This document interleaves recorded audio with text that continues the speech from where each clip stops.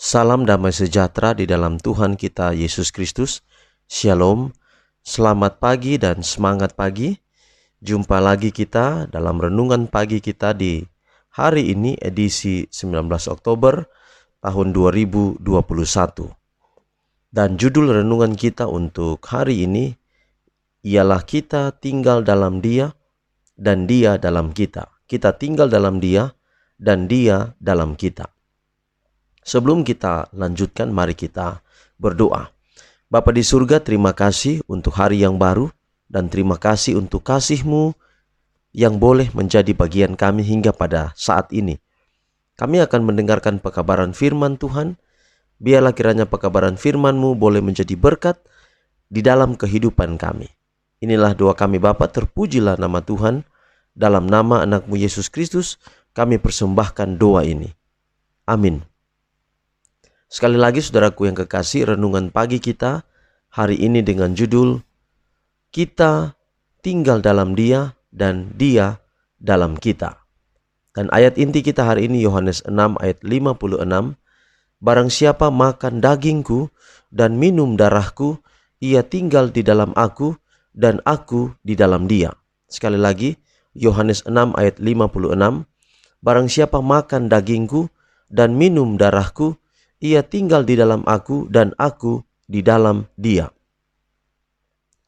Perenungan akan firman Tuhan akan membuat kita bijaksana dalam hal keselamatan. Pengetahuan akan firman ini akan memastikan kebahagiaan kita dan keberhasilan kita dalam kesempurnaan karakter Kristus. Jadi karakter Kristus itu paling utama yang harus berada di dalam diri kita, yang merupakan suatu keberhasilan. Semua yang beriman menerima firman Tuhan akan menjadi pelaku firman itu. Pikiran mereka akan diperbesar oleh pengetahuan yang benar yang menggambarkan Kristus sebagai memakan daging dan meminum darah anak Allah. Dan ketika mereka mempraktikkan kebenaran, mereka menyampaikan firman kehidupan kepada orang lain.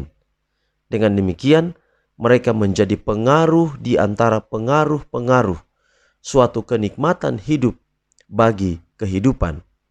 Kristus berkata, "Rohlah yang memberi hidup. Daging sama sekali tidak berguna.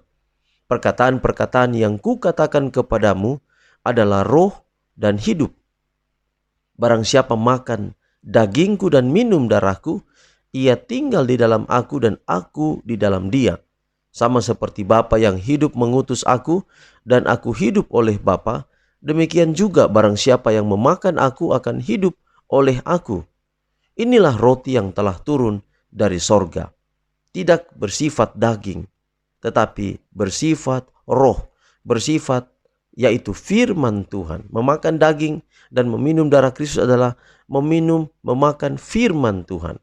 Setan akan melakukan segala sesuatu yang dia lakukan untuk memuaskan selera makan yang tidak berhubungan dengan pengetahuan tentang satu-satunya Allah yang benar dan Yesus Kristus yang telah Dia utus. Mereka yang mempertahankan sifat-sifat yang lebih kasar, yang terus mengungkapkan cacat manusia dalam kata-kata dan disposisi mereka, memberikan kesaksian bahwa mereka tidak memakan daging dan meminum darah anak Allah. Firman Allah yang tinggal di hatilah yang akan mempercepat kemampuan spiritual. Yesus telah mengasihi manusia dan telah membuat setiap ketentuan bahwa jiwa yang dibeli dengan darah akan memiliki kelahiran baru. Kehidupan baru yang berasal dari kehidupannya sendiri. Barang siapa memiliki anak, ia memiliki hidup. Barang siapa tidak memiliki anak, ia tidak memiliki hidup. Mereka yang percaya kepada Kristus memperoleh kekuatan, motif mereka dan bentuk karakter darinya dan dari Dia yang mereka percayai. Puji Tuhan saudara, kalau kita tinggal dalam Dia dan Dia dalam kita. Siapa Dia? Dia adalah Yesus. Maka kita akan selalu memancarkan kasih Allah kepada setiap orang di dalam dunia ini, di mana saja kita berada. Yesus telah mengasihani telah mengasihi manusia, dan telah membuat setiap ketentuan bahwa jiwa yang dibeli dengan darah akan memiliki kelahiran baru.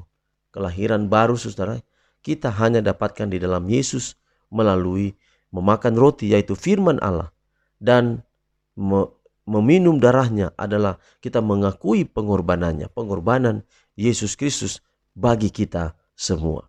Saudaraku, kita tidak bisa hidup tanpa Yesus. Kecuali kita melupakan Yesus, kita akan tidak memiliki hidup kekal.